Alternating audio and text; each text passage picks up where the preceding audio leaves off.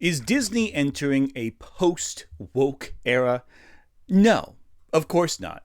You'd have to, what are you talking about? No. In order to believe something that ridiculous, that Disney has become quote-unquote post-woke, you'd first have to believe it was ever woke to begin with. Since the election, a certain subset of people have started to claim that Disney has totally backed off LGBTQIA representation. Wow, that's news to me.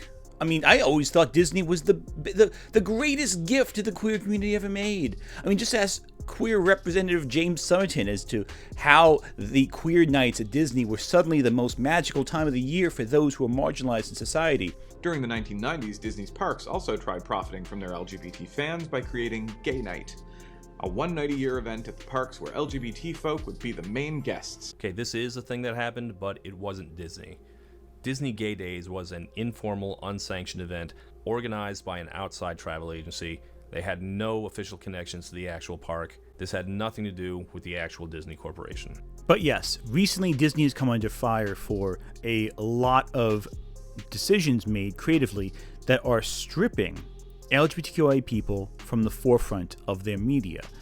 Naturally, Disney has always been very exploitative of the queer community for profit.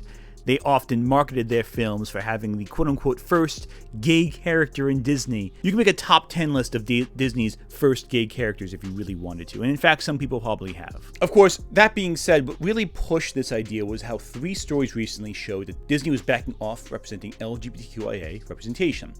First, it started with Inside Out 2, where Pixar animators were told to maybe shy away from showcasing any implication its main character might be not straight. Then there was Girl and Devil Dinosaur, which cut an entire episode featuring a trans character. Just recently, Disney announced that it was cutting lines of dialogue from its upcoming show, Win or Lose, that would have showcased a young trans girl discussing her identity as a young trans girl. The role was played by a young actress named Chanel Stewart, who was cast back in 2020 when she was 14 years old. In response to the news that Disney was changing her character, quote-unquote, I was very disheartened. From the moment I got the script, I was excited to share my journey to help empower other trans youth. I knew this would be a very important conversation. Trans stories matter, and they deserve to be heard. She now says, my character would now be a cis girl, a straight cis girl.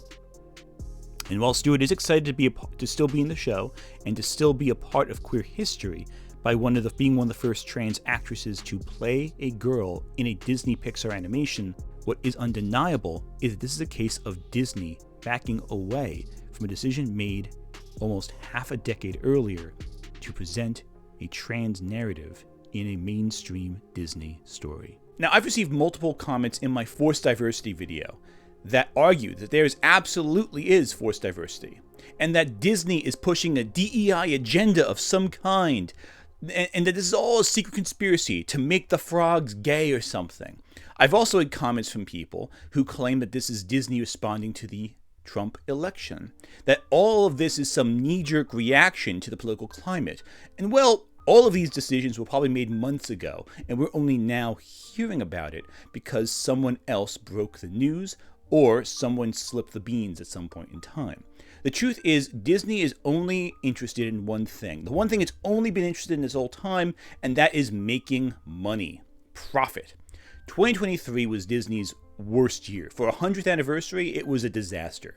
Unmitigated disaster. The only one of its films to turn a significant profit was Guardians of the Galaxy 3. Everything else was a mess. Wish, its celebration of its animation division after 100 years of the company's history, was a flop. Multiple Marvel films failed. It was an absolute disaster, unmitigated for Disney. And so Disney responded not to the Trump election, but to what didn't work in 2023. Too many new IP, too many new characters. Well, now we're just getting sequels. We're getting safe films. I know that Moana 2 was originally going to be a TV show for Disney+, but those episodes that would be Moana the TV show were reworked into Moana 2. And regardless of your opinion of the film's quality, it is making a lot of money. And it is second to Inside Out 2 in terms of profit for animated films this year. The only Marvel film to come out this year was Deadpool and Wolverine, which was a surefire hit. And the next Star Wars film is going to be a sequel to the Mandalorian series, its most successful Disney Plus Star Wars show to date. And in fact, there are no new announced Star Wars shows currently in production other than season 2s of established shows, which will hopefully build upon their previous audience. Disney is taking it safe. And when dealing with controversial topics such as the identities of people, Disney wants to shy away from any controversies it can potentially deal with. In the same article that revealed that Inside Out 2 is shying away from queer themes, Pixar employees also revealed that Disney insiders believed that the reason Lightyear failed was due to the same-sex kiss between two women in the film. The kiss that lasts for all of 10 seconds. That's definitely the reason why Lightyear failed. Not the fact that it failed to appeal to a wide audience, not the fact that it looked boring, not the fact that it was boring, not the fact that it was unnecessary, not the fact that it was uninspired. No, it was that kissing. That was it. That was the cause. They really nailed it on the head right there. You know, the gays are strong enough to bring down a multi-billion-dollar company with 10 seconds of screen time. That's a small percentage of our power, after all. Yeah, that's definitely why it failed. Not that the movie was unappealing, boring, generic, and bland. Nope. Not the fact that no one cares about it. Not the fact that it was hard to even understand what the film even was to a general audience. Like, is this a toy? Is this the same toy as the Toy Story guy? Like, what is this? People were confused by what the film even was. But no, it was definitely the kiss. That was why it failed. And Disney is taking that as the takeaway of Lightyear's failure. Disney, it was announced a while back, was opening up a fan panel, a committee it would speak to on different media franchises that's working on to see what the fans want. And I guarantee you that this panel is going to tell them safe, familiar, what they know. And that's going to confirm Disney's bias, saying, hey, audiences want the familiar, and the familiar means time-tested. And unfortunately, for decades now, LGBTQIA people have been pushed to the margins of media and thus are not in the forefront of Disney's expectations in terms of what is time-honored and what is traditional. But of course, this is nothing new if you follow Disney.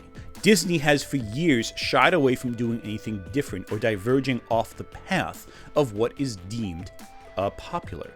When Walt Disney passed away, the old men in charge of Disney refused to deviate from Disney's style for several decades. They lost people like Don Bluth and even Tim Burton for a while because the conformity to the style that Walt Disney established alienated artists who would push against those boundaries, who would make art that was a little more challenging at the time.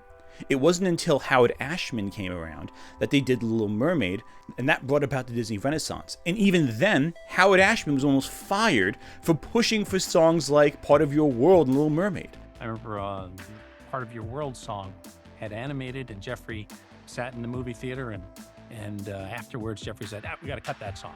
It's boring. You know, I said to everybody, I think you really ought to think about cutting that song out of a movie. And, you know, Howard Ashman said, over my dead body. The memo was all about Howard taking too much time and asking for redos and costing the studio time and money, and maybe he needed to be fired. So even when Howard Ashman succeeded at pushing the boundary, along with Alan Menken, of course, you don't underestimate his expertise as well, that resulted in something that almost got these people's careers snuffed before it could even, appear. And some of the greatest works of Disney were almost non-existent because Disney refused to break from the conformity it was familiar with.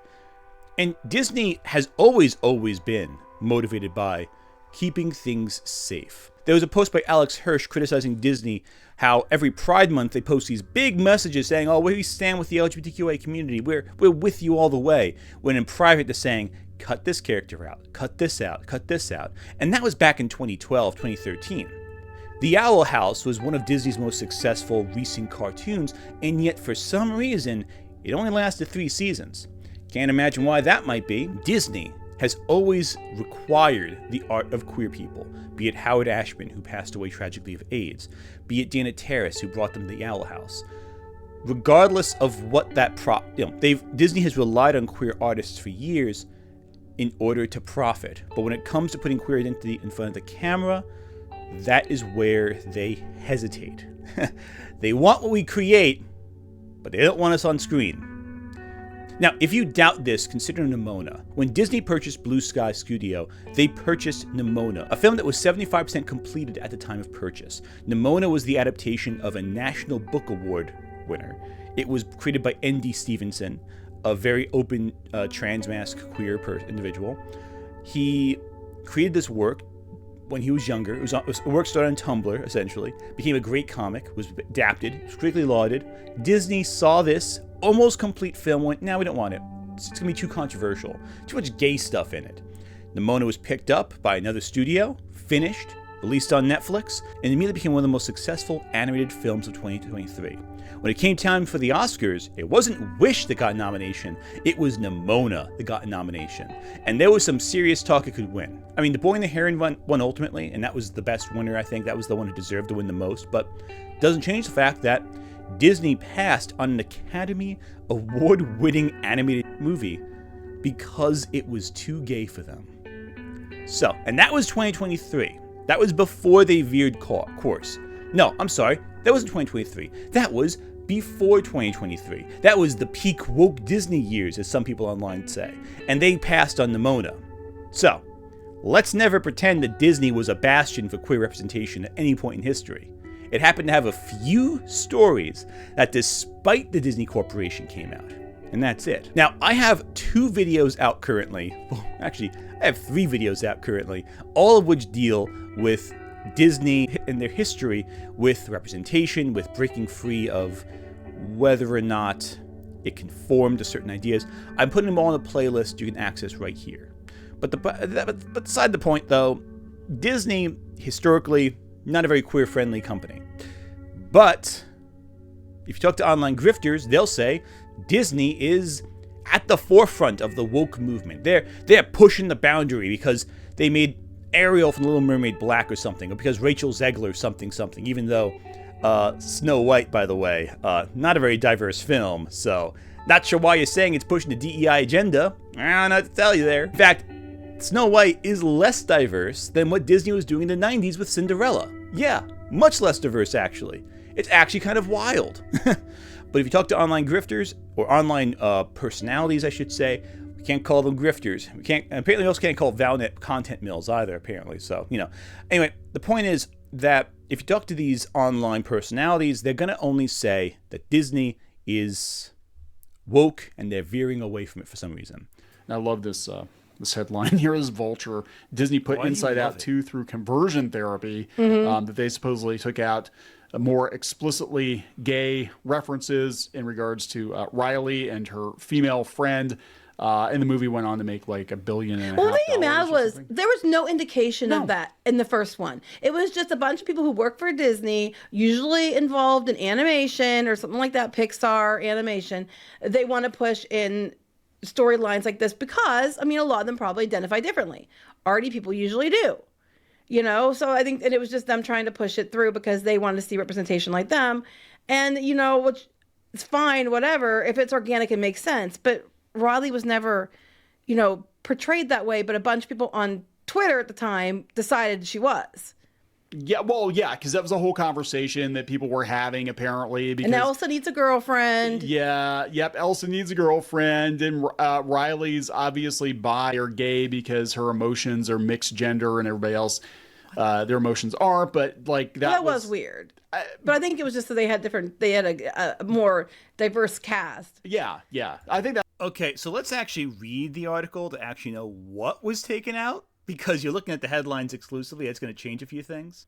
Here's the Vulture article that they were talking about just now. Let's take a look at what she says. Disney reportedly made notes to make Riley seem less gay, as per a September 16th report by IGN, based on conversations with 10 former Pixar employees. Depicting Riley's relationship with an older girl, Val, seemed platonic was a big thing throughout the process of making Inside Out 2, like editing, lighting, and tone to be less romantic, per one source who claimed the leadership was, quote-unquote, uncomfortable with what IGN refers to as queer themes. Sources say Disney still blames a gay kiss for being the reason that Lightyear 2022 flopped so hard. The scene was briefly removed, then restored after staff uproar. It is, as far as I know, still a thing where leadership, they'll bring up a Lightyear specifically and say, oh, Lightyear was a financial failure because it had a queer kiss in it, a source at IGN. This was a movie that had our critic, Alison Whitmore, wrote, languishes in an awkward sentence, and a project that feels born out of notes to make something broader, less weird, and overtly engineered to appeal to boys. As our source continued, that's not the reason the movie failed. Lightyear failed because it sucked, quite frankly. Inside Out 2, a movie about a teen girl obsessing with an older female hockey player with a pink streak, is the biggest animated movie of all time. That's gay no matter the lighting. So, in this situation, as Clownfish seems to be ignoring, the issue wasn't changing the script at all. It was just the lighting in certain scenes. So, the big removal wasn't that Riley was going to kiss the older girl in the end. It was that the lighting suggested that Riley might not be straight. But if you only watch Clownfish TV and didn't actually read the articles that they were reporting on, you wouldn't know that. You'd think they'd cut a whole big kissing scene from the movie. But I digress. That's what it was. It was like this was the cast of emotions, and oh, by the way, everybody else has emotions too. Yeah, whatever. Well, they were trying to say she was trans, but yes, that's what they were trying to say. That's not what they were trying to say. They didn't change the script, but they just changed the lighting. Does no one else read the articles? Like, you're reporting on the article, you had it open, read it, actually see what they actually said. Don't speculate, don't theorize, just see what the specific thing that the Pixar employees were saying before you run off with a story like this. It's ridiculous. So what's going to happen now?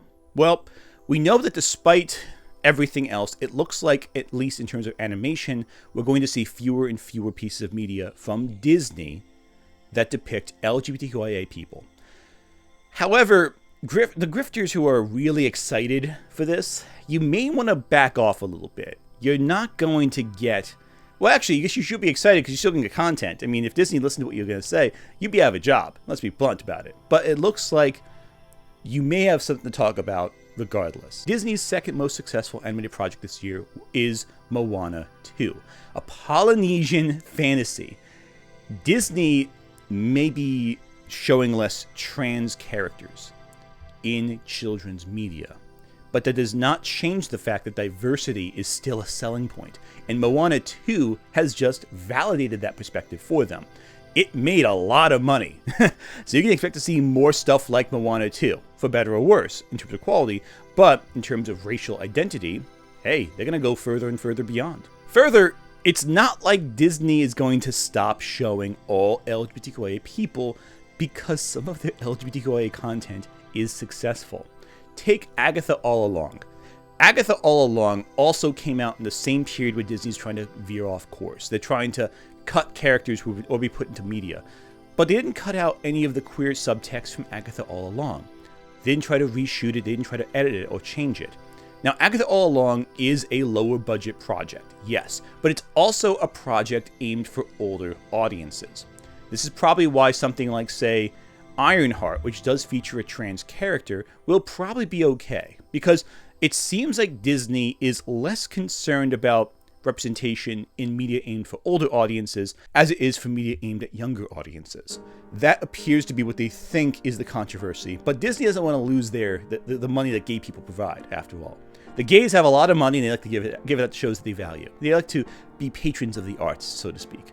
So if Disney completely alienated all that money, that means they might lose out up to 5 to 10% of the population's bucks, you know? So they don't want to piss too many people off. Disney is at all times cowardly and buckles to public pressure because they only want to appeal to the largest demographic possible.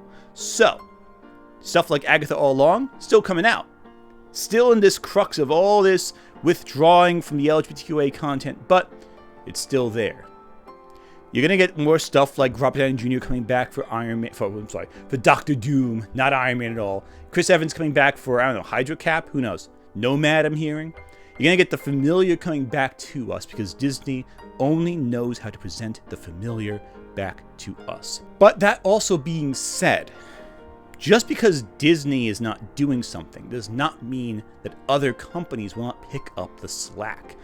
As we saw with Nimona, when Disney passes on something, there's another company willing to dive right in, pick it up, and appeal to that audience not being serviced. And I guarantee you, if Disney continues to publicly withdraw from supporting LGBTQIA characters and showing all this stuff, you can get a lot of other artists going to different companies with their talents. And the fact that Disney is only successful because of the talents of its artists proves that, hey, someone else is going to take it. Keep in mind this. Back in the 80s when Disney was so stagnant, Don Bluth, who was pushing Disney from within to be more challenging, be more dynamic, left the studio. And in that run of films that Don Bluth did, starting from when he left Disney to Anastasia, when he tried copying Disney more wholesale, those are some of the most successful films of Don Bluth's career. They are some of the best animated films of that era. If Disney wants to push, they can. It's their company. But that does not mean that other artists won't just jump ship somewhere else. We have to remember, ultimately speaking, Disney's a company. They're going to do what they want to do for profits. Their charts tell them one thing. And their charts have been so successful. I mean, look at 2023. Their charts told them that was a great idea. That Wish was a fantastic plan. And that's what happens when they ignore their artists. So I'm sure if they keep ignoring their artists and having safe but predictable films, they won't at all run into diminishing returns and a slow decline of sales, But the artists who make the stuff you love, the Dana Terraces, the N.D. Stevensons of the world, they can go somewhere else. And they will go somewhere else. And that somewhere else will become a place where you can get some real art coming out. That's simple truth of the matter. Post-woke. Post-woke. It's such a weird term. I really can't stand the idea that any company is quote-unquote post-woke. Because the idea of wokeness is so ridiculous as a concept. In terms of, well, the phrasing of it. It's a buzzword used for what? What does it even mean anymore? I can say anything's post-woke, for all the meaning that word has. I can say Pepsi is post-woke. Doesn't mean anything at all. Ultimately, these buzzwords will be twisted around. The grifters will find something else to grift about. And Disney will continue to make safe, uncomfortably safe products. And nothing at all will really change all that much. Because Disney, for better or worse, has always catered to the most conservative values possible. They don't want to say it, but they do. This is a real quick video I wanted to get out real fast. I just wanted to get something out quickly because I kept seeing this comment out here. Regular video comes out tomorrow. I have a playlist of all the Disney-related videos attached to this, as I mentioned before, or my channel, depending on what I do. So, again, thank you so much. I'm going to have another bonus video next week as well, potentially. We'll see how that goes, if time willing. But until then, thank you so much.